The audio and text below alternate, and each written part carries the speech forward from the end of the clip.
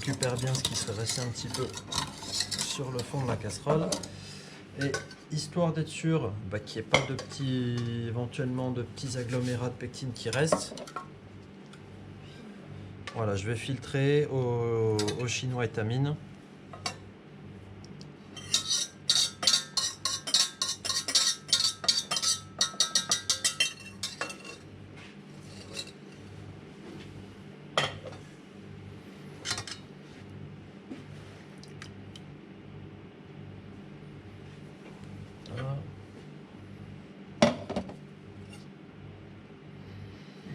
Alors là, le nappage va être encore un petit peu trop chaud pour napper les charlottes tout de suite. C'est faux.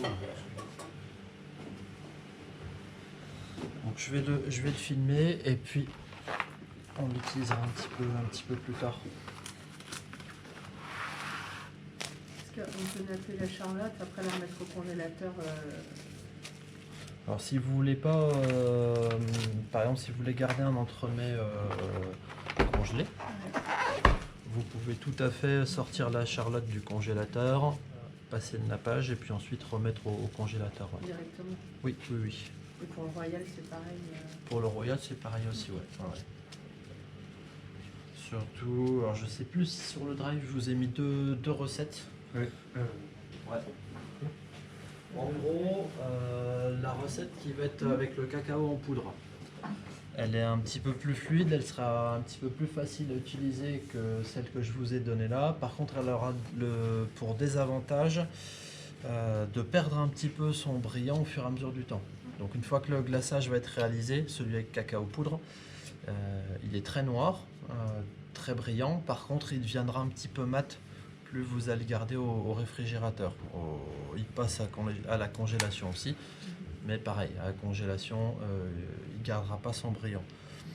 Celui-ci, donc il est plus sucré. En gros, sur un glaçage, qu'est-ce qui va apporter la brillance? C'est le sucre. C'est une des propriétés intrinsèques du sucre. Donc, pour un glaçage brillant, on ne peut jamais trop diminuer la quantité de sucre, parce que sinon, on diminuerait le brillant. Celui-ci, alors il est plus sucré. Par contre, l'avantage, c'est que même en congélation, vous allez le ressortir, il aura toujours la même brillance. On va voir après qu'en gros, ce type de glaçage, on essaiera toujours de l'espatuler, c'est-à-dire d'enlever un petit peu l'excédent de glaçage qu'on aurait pour que la couche soit pas trop épaisse et que ça ne sucre pas trop le produit.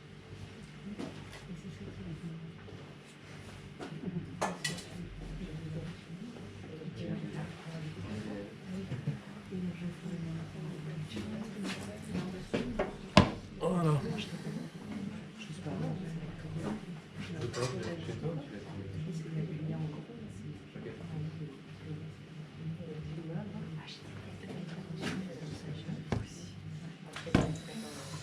Donc pour le glaçage, pour le royal, là dans la casserole, donc j'ai déjà mis l'eau, j'ai mis le sucre, le glucose et le lait concentré. C'est une question entre lait concentré sucré, lait concentré non sucré. En fait, quelle est la différence dans les recettes? Dans les recettes, par exemple, ici, je veux vraiment quelque chose un glaçage où il y ait du sucre. De manière à ce qu'à la congélation, en fait, il soit toujours aussi brillant. Ce sera l'idée. Si j'avais remplacé, par exemple, le lait concentré sucré par de la crème, on verrait que je perdrais un petit peu en brillance après la congélation. C'est ça l'idée. Ouais.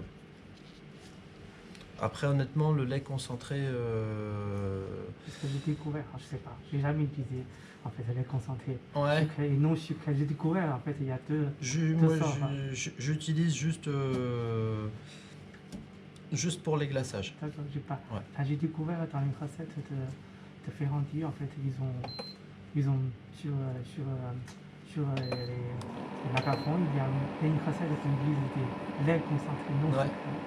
Donc, je sais pas, j'ai jamais utilisé. Ouais, il y a les deux. Simplement, voilà, moi, lait concentré sucré, je suis pas un fan du goût. Mais sur un glaçage comme ça, vous verrez après le résultat que ça va donner. C'est assez sympa. Je pense que du moment où vous aurez glacé vos entremets, j'aurai perdu tout le monde. Parce que entre regarder au-dessus et puis prendre des photos.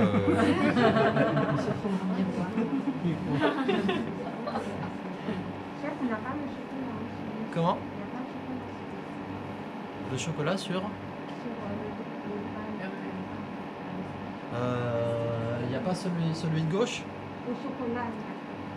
Il y a la glaçage, oui. Au cacao. Oui, lui, il a du cacao.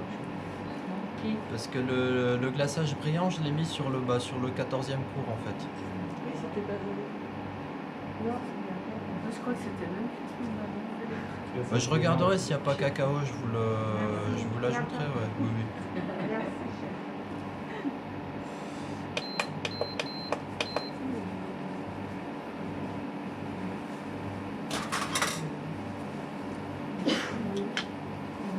Alors.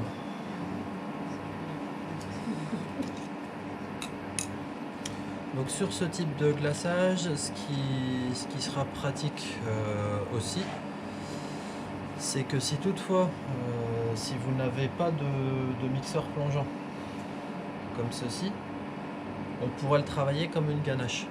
C'est-à-dire que vous chauffez donc l'eau, le sucre, le glucose et le lait concentré sucré. Vous chauffez la couverture à part. Et puis la gélatine, vous la mettez dans les liquides.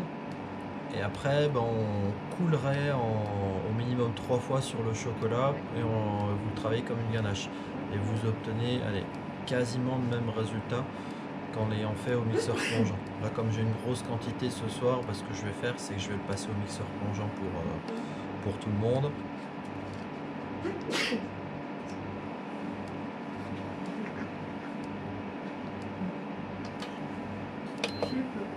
Pourquoi vous avez utilisé les gélatines poudre au lieu de la feuille aux gélatines? C'est plus pratique. L'avantage de la gélatine en poudre, c'est que pour une masse de gélatine en poudre, tu vas ajouter 6 fois la masse de la gélatine en eau. Donc elle est toujours réhydratée, on va dire avec la bonne quantité d'eau. Et d'une fois qu'elle est réhydratée, j'aurai juste à mettre la masse de gélatine en fait dedans.